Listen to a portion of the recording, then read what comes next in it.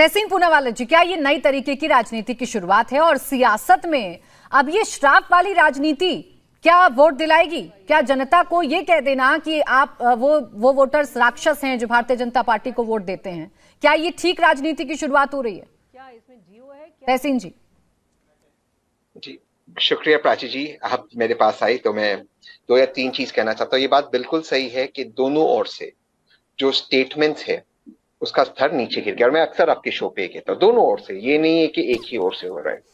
लेकिन जब हम सवाल पूछते सुरजेवाला जी से या कांग्रेस से या केजरीवाल जी से, तो वही सवाल खट्टर जी से, मैं पॉलिटिकल स्टेटमेंट्स नहीं बोलता हूँ, ये नहीं कह रहा हूँ कि माननीय मोदी जी ने सोनिया जी को जर्सी काऊ कहा या हाइब्रिड बच्चा राहुल जी को कहा, वो सब मैं नहीं कह रहा हूँ, या दीदी और दीदी कहा, लेकिन माननीय नरेंद्र मोदी जी ने सभी दलित लोगों के लिए अपनी किताब में लिखा है कि मैनुअल स्कैवेंजिंग एक स्पिरिचुअल एक्सपीरियंस है, यानी कि मैनुअल स्कैवेंजिंग करना एक स्पिरिचुअल एक्सपीरियंस है, सभी लोगों के लिए कहा है जो मैनुअल स्कैवेंजिंग करते हैं।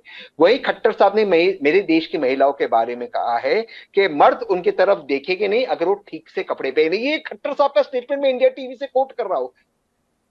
उन्होंने इस बात की, तहसीन भाई सुरजेवाला जी का बयान गलत है कि सही है? अरे एक सेकंड, बयान गलत है कि सही है? छोड़ूंगा, मैं नहीं बोलूंगा, इतना पूछ रहा हूँ, बयान गलत है कि नहीं? सॉरी प्राची जी, बोलिए तहसीन जी, ये बार होता है ताकि मेरे जो व्यूज है, मेरे व्यूअर्स है, मेरा पंच नहीं आता। कुछ नहीं होगा तहसीन जी, कुछ नहीं होगा। सवाल ऐड किया था, कोई बीच में नहीं बोलेगा। मैंने उसके आपने आपत्ति जताई, तुरंत शांत कर दिया गया। मेरा फ्लो चला गया ना। बोलिए। यही विक्टिम कार्ड है, इनका। जब इनको एक्सपोज करे दूसरों के बीच में बोलेंगे। अगर मैं कहूँ, अगर कोई भी, बोलिए, अगर आप नहीं मॉडरेट कर सकते मैं छोड़ देता हूँ, मुझे कोई शौक नहीं है। अरे बोलिए तहसीन पूनावाला जी, मुझे आपकी बात याद है, आप बता रहे थे कि खट्टर साहब कैसे महिलाओं पर टिप्पणी कर रहे हैं। नहीं, वो मेरा पंच चला गया ना। कोई बात नहीं, दूसरी बात मैं कह रहा हूँ, अगर महिलाओं के बारे में आप कहे कि महिला, उनका बलात्कार इसलिए होता क्योंकि उनके कपड़े कम है, चला गया अपन, फिर से ले आइए। तो फिर वो महिलाओं के बारे में स्टेटमेंट है या नहीं है? मैं तो कह रहा हूं कि जनता के बारे में नहीं कहना चाहिए, लेकिन जब एक चुने हुए मुख्यमंत्री देश की आधी आबादी के बारे में ये कहते हैं, चलो इस सारी चीज को छोड़ देते, मैं कहता हूं सुरजेवाला जी गलत है, चलो 1 मिनट मान लेते गलत है। मणिपुर के मुख्यमंत्री के ट्वीट्स क्यों डिलीट करवाए गए? किस तरह के स्टेटमेंट दे रहे थे? ट्वीट्स क्यों डिलीट करवाए गए मणिपुर के ऊपर?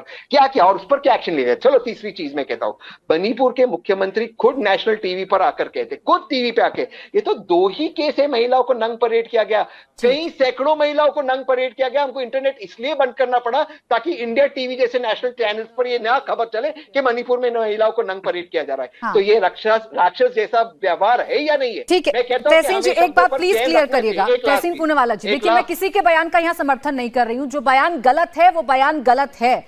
और रणदीप सुरजेवाला जी ने जो कहा, पहले तो ये बता दीजिए गलत है या नहीं। और दूसरा, महिलाओं को लेकर ही अगर हम बात करेंगे तो मौजूदा मंत्री हैं राजस्थान में शांति धारीवाल, रेप क्यों हो रहे हैं राजस्थान में? नंबर 1 क्यों है राजस्थान? उसके पीछे एक बेतुकी सी बात बता रहे हैं मुख्यमंत्री के सामने सदन में खड़े होकर, वो अभी भी कैबिनेट में है।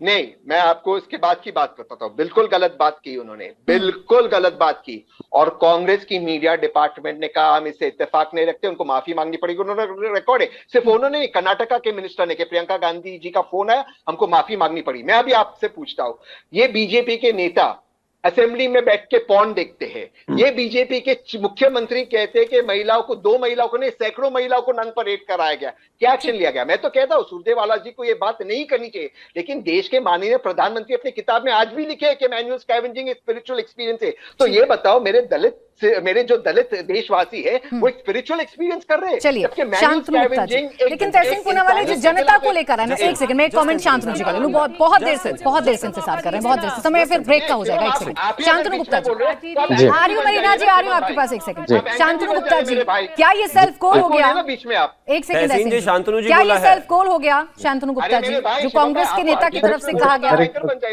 तहसीन जी प्लीज।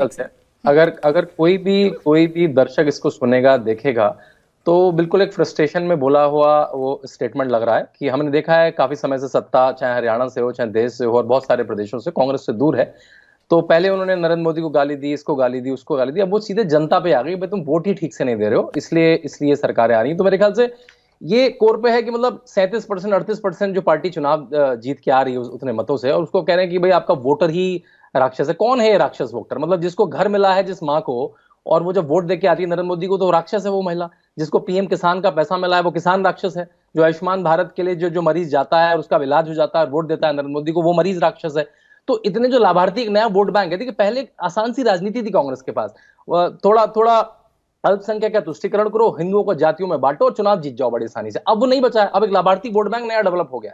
अब व्यक्ति जात में नहीं वोट दे रहा है, वो इसलिए दे रहा है क्योंकि उसका घर बन गया, क्योंकि उसका जनधन का अकाउंट खुल गया, क्योंकि उसे मुद्रा का लोन मिला है। अब ये सारे राक्षस हो गए कि भाई तुम लाभार्थी पे कैसे वोट देने लगे, तुम जात पे क्यों नहीं वोट देते हो, तुम अल्पसंख्यक होने पे वोट क्यों नहीं देते हो। तो मेरे ख्याल से ये फ्रस्ट्रेशन दिख रही है साफ, और जनता सुन रही है। आप जनता को ही राक्षस बोल रहे हैं, जो जनता देवतुल्य उसको राक्षस बोल रहे हैं, तो मेरे को भी मन से बोल रहे हैं। मतलब इसको तो स्लिप ऑफ टंग भी नहीं कह सकते। मन से तो आप सोच के आते हैं, तैयारी से आते हैं, बिल्कुल सफाई से बोला है उन्होंने, अपनी बात को दोहराया है बल्कि, तो इसको स्लिप ऑफ टंग भी नहीं लग रहा है उनका। आप सुने तो मेरे ख्याल से बिल्कुल सेल्फ गोल है। और ये एक तरह से राहुल गांधी और जो राजशाही है उसका एक सिंबल भी है। राहुल गांधी ने, आपको पता केरला में क्या कहा कि यूपी का वोटर तो जातिवादी है, उसको तो पता ही नहीं वोट देना कैसे है। ये तो केरला का वोटर है, वायनाड का वोटर है, जो उसने तो मुझे हरा दे कि यहाँ साउथ में भेज दिया, मैं यहाँ से जीता है। तो मेरे का ये मानसिकता ही है कि अगर मैं चुनाव ना जीतूं तो ईवीएम पे जाओ, ईवीएम ना आए तो वोटर को गाली देने लगो। तो मेरे ख्याल से ये ज्यादा नहीं चल पाएगा। इंडिया टीवी हर वक्त हर जगह डाउनलोड करने के लिए सर्च करें India TV news Google play store या ऐप स्टोर पर।